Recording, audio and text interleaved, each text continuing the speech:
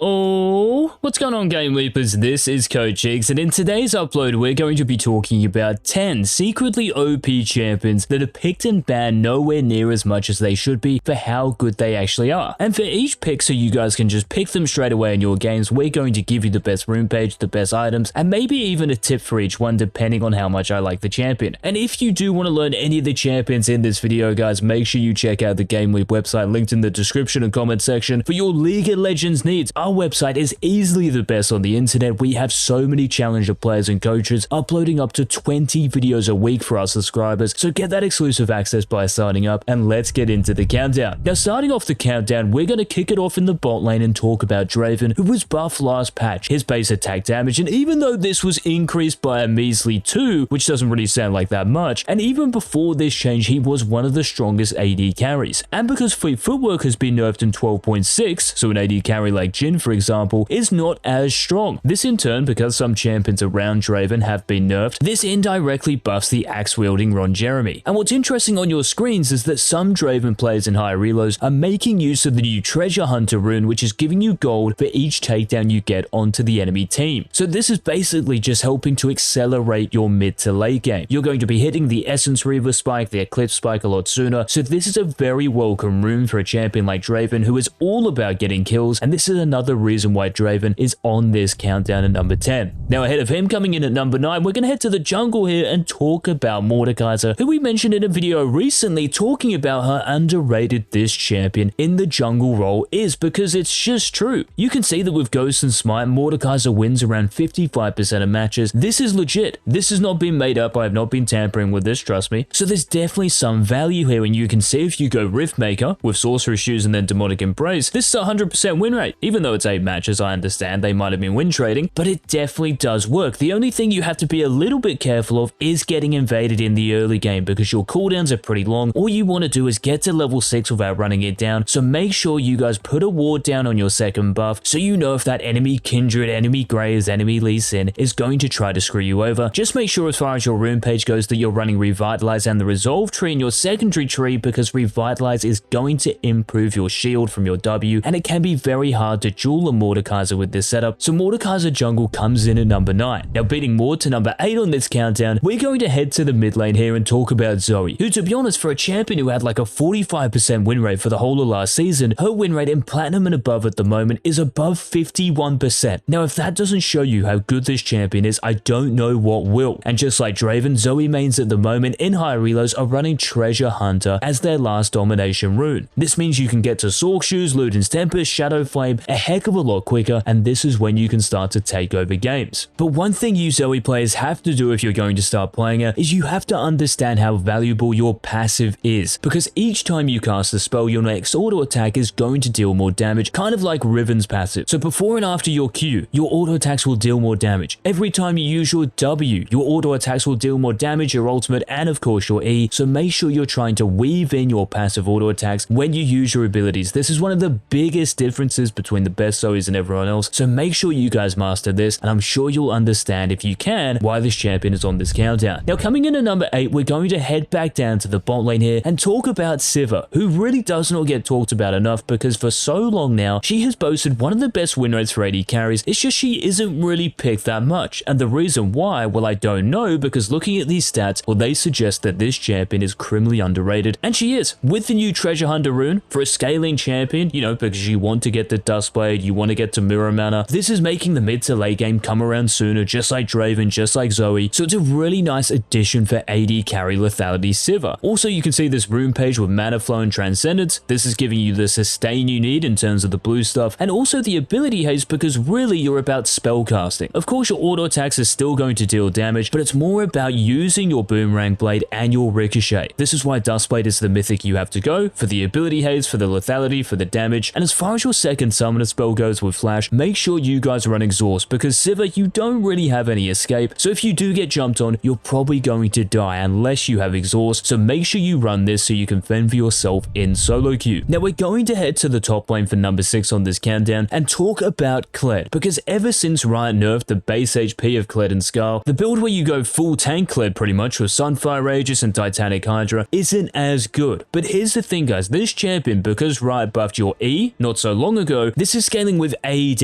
now, and if we think back to 12.3 where Gordrinker got more AD, Death Stance, the healing passive, is based off your bonus AD, and it's also blocking a bit of magic damage. Black Cleaver is giving you more attack damage, more Malmortius exactly the same thing. How can this champion not benefit from these items? Well, he can, and that's the thing. You just have to build these items. So by going Gordrinker, still a Titanic Hydra, and then getting Black Cleaver, and then getting Death Stance, and then getting more Malmortius, it makes Kled an absolute menace in the top lane. And because of this top lane power, this is why we're running Demolish, so we can take those towers. And also, as far as your summoner spells, you don't even need Flash. You can take Ignite, you can take Barrier, maybe how like a Warwick would, because you're about the 1v1. This makes Kled incredibly hard to beat, and what's great about it is you don't have to worry about your team. You can solo stomp lane and run around the map with your ultimate to impress that lead elsewhere. Really underrated champion, so make sure you guys consider picking Kled in 12.6. Now starting off the top 5, we're going to head back into the jungle and talk about this Bruiser AP Shyvana business. So what it essentially is pretty much going Frostfire Gauntlet because of the HP passive, and getting Demonic Embrace, so it pretty much pairs both passives here. So the HP from Frostfire and then the HP from Demonic, which is converting the HP into AP. And because AP Shyvana does a lot of damage, you still deal a lot of damage, but you have the tankiness now because of Frostfire. This is seeing Shyvana with Ghost and Smite have incredibly high win rates, and this is in all elos. Just make sure to take conditioning and unflinching in the resolve tree because you are very squishy, and CC is your big enemy. And also be sure to max your E first and then your W and then your Q. So AP Bruiser Shyvana jungle comes in at number 5. Now starting off the top 4, we're heading back to the mid lane and talking about Rumble, who to be honest is picked nowhere near enough. I mean, all of these champions are picked nowhere near enough, but Rumble in particular for how good he is. He's one of the best early game champions because he can just shove waves pretty obnoxiously and just roam around the map, and there's nothing you can do to stop him. Also, by taking First Strike and then Minion Dematerializer in your runes, this gives you more damage on your trading, so whether you're using your Flame Spitter or poking the enemy champion with your E, and also the wave clip, because the Kryptoniter playing Rumble mid is actually getting shoved in yourself. You want to be the one controlling the waves, controlling the push, so getting a demat helps you do this in the early game, and after that, that's where you roam and cause havoc. With your ultimate, with the movement speed from your W to get to those side lanes quicker, and even approach velocity here. This means that when we slow enemy champions with our ultimate, we can get there quicker, and also if our teammates in these fights are dishing out the CC, we get there before our opposing mid laner. Just make sure to get sorcery shooters first, because in the mid lane it helps a lot against all the skill shotters, and the magic penetration from sorcery shoes and then rocket belt, it's essential because you will one-shot anyone in the early stages on the rift. So Rumble fills the number 4 position. Now starting off the top 3, we're going to head to the top lane here and talk about Jax, who got buffed in 12.6, and to be honest, I don't really know why he got buffed. The base damage on your W is up, which you max first. That is huge, and also your base HP is up, meaning the Jax out of the top laners is one of the healthiest champions in the early game. This makes him a lot harder to kill because the early game, this is where Jax is a lot weaker. He becomes an absolute menace in the mid to late game, so having a stronger early game is going to let you scale and hopefully hit the late game, which is when you can then take over. And of course the W buff, this is legit because you're going to max this first, so you will be hitting like an absolute truck. But it is recommended here to take Conqueror and not Lethal Tempo, because Lethal Tempo, you don't really need it because you have your passive to give you the attack speed. You need to duel the enemy top laner. Conqueror is going to give you more damage and more healing once you do get to max stacks, which should be easy because we are building attack speed via Blade of the Rune King and then Trinity Force. Now I know the Blade of the Rune King, the lifesteal in this, it did get nerfed by 2%, but you're getting Bork because of the on hit and because it shreds healthy champions, and in the top lane, pretty much every champion is going to have HP. So this is why we're going these items, and 12.6, because Jax has been buffed, he has to be in this video. But the runner-up to the most secretly OP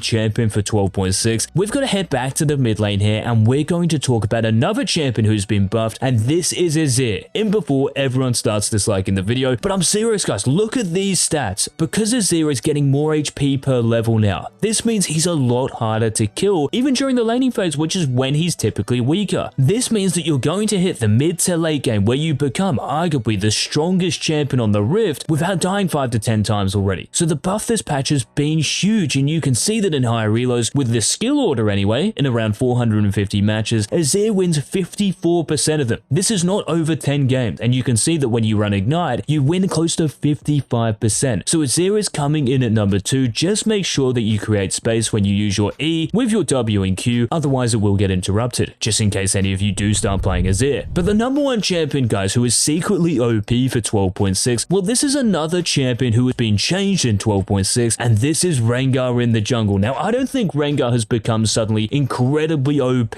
but he certainly is underrated, and these stats here are taken from Master and above, where people actually know how to play this champion. And you can see the stats, they're kind of insane. A 52% win rate with Flash and Smite, that's over 500 matches. That is legit. And one of the most interesting changes Riot brought in is the fact that your Q can now critically strike. So as far as your items go, you can see the Essence Reaver, Lord Dominus cards, and then even the Collector and Infinity Edge are being built because your Q's damage is going to be enhanced by these items. This does make you very squishy, but it makes you fun to play, and it gives you so much carry potential, because one-shotting champions, it's one of the most effective ways of carrying solo queue games. You don't have to worry about your teammates, just make sure that you copy this rune page with First Strike, and then Relentless Hunter. I think that's the other big key here. So we're not taking Treasure Hunter, Relentless Hunter for the movement speed, which is going to help you get around the map. In particular, when you've popped your Thrill of the Hunt, no one is getting away from Rango in 12.6. So those were the top 10 secretly OP champions, guys, for this patch. Let me know in the comments if you've tested out any of these so far, and if you did enjoy the video, please remember to leave a like down below. And until tomorrow's daily upload, this has been Coach. Peace.